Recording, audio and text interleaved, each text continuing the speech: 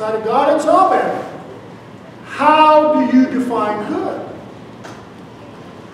Some of you define good as having your loftiest dreams fulfilled. And they may be good. That's how you define good. But none of these is how God defines it. Not even.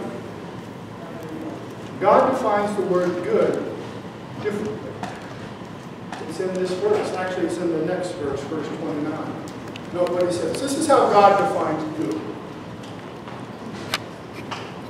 For whom he foreknew, he predestined to be conformed to the image of his Son. Good, according to the Bible, is to be like Jesus. That's how God defines the word good. Now, this might be a novel thought to you. You might think, well, I don't know about that. I'm not real sure about it. Allow me to draw this out a little bit for you. Have you ever been in a circumstance where you were wrong and you really have transgressed against another person? You were truly wrong. You know it. They know it. And yet this person said, forget it, don't worry about it, I forgive. You ever been in that position? I hope you have at least once. At least once in your life, somebody has forgiven you. That concept of forgiveness is the image of Christ. Christ teaches us to forgive. How did you feel when you were forgiven? I feel good. I've been forgiven. I did wrong, I've been forgiven. What about this? Somebody is showing you a process and you're having a difficult time to pick it up. It could be a school teacher, it could be math, it could be English, it could be science, it could be something at work, and you're not quite picking it up. But the person that is teaching you this is calling. He's not calling you stupid. He's not saying you're an idiot. He's being patient with you. He is being patient with you. How does that make you feel? It makes you feel good, doesn't it? It makes you feel wonderful.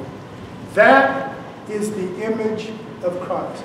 Patience is a virtue of Christ. Forgiveness is a virtue of Christ. How about the idea of somebody protecting you? You've been protected by slander, for instance.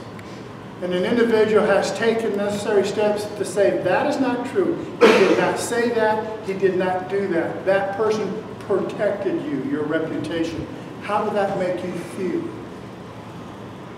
Love protects. That is the image of Christ.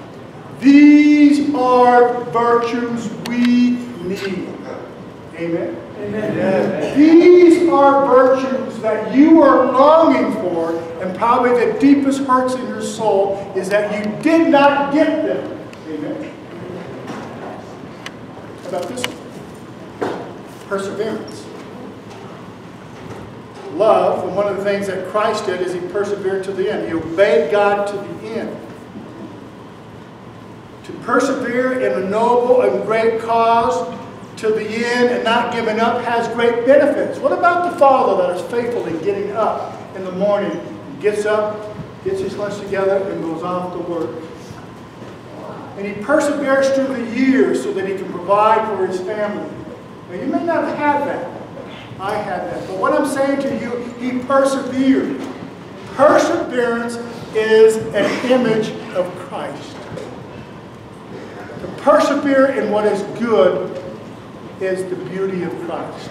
To forgive not just once, but how many times did Christ say? 7 times 70. In other words, continually. Not to be forgiven once or twice and then they jump on you the 3rd time. To persevere with forgiveness. To persevere with patience. To persevere with kindness. These are the images of Christ. This is what God has in mind for each of us. This is the good that God is slowly putting together in your life, if you will let it. Now there's a disclaimer.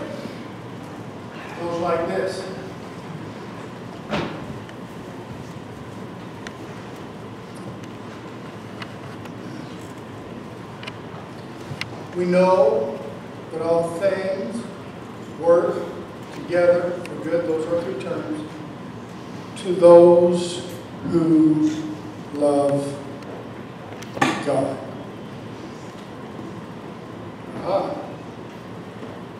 This is not for everybody. You just can't jump on the bandwagon and say, all right, God causes together for good. You can't do that if you're not oriented toward God. You can't include these benefits in your mind if you don't believe God exists. To those who love God. Who is the promise for? It's for believers. It's not for the individual sitting on the fence, doesn't know whether there's a God or not. It's not for the atheist who says there is no God. It's not for the cynic who hates God. This is for those who believe. And the beauty of it is you can be part of the family. Jesus said, "Come unto me, all ye that labor and heavy laden, and I will give you rest." The invitation is for all, for God so loved the world that whosoever believes in him should not perish. The promise is for anyone, but you must come if you're to enjoy the benefits of being a family. Because outside of God, you're an orphan. Inside the family, you're an adopted son with the same rights as a newborn son, a natural son. So I ask you, are you viewing Christ from a distance?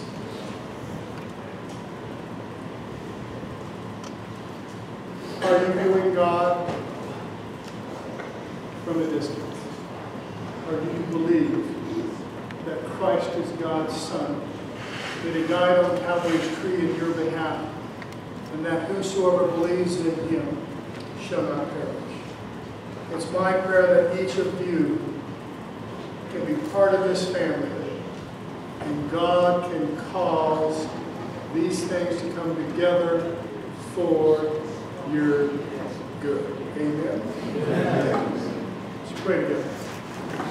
Father, it is my prayer that if there's anyone here who does not know you, oh God, that you would intervene and that they would give their hearts to you in true faith. I pray for those who perhaps have never trusted you as Savior, that they will right now say, Lord Jesus, forgive my sin. Forgive my blasphemy of your name. Forgive my hate. Forgive my anger. Forgive my lust. Forgive my revenge. Forgive my lying. God, forgive it all. Cleanse me, O God, I pray. Come and dwell within my soul. May I be reborn. And then, Lord, give me a hunger for your word.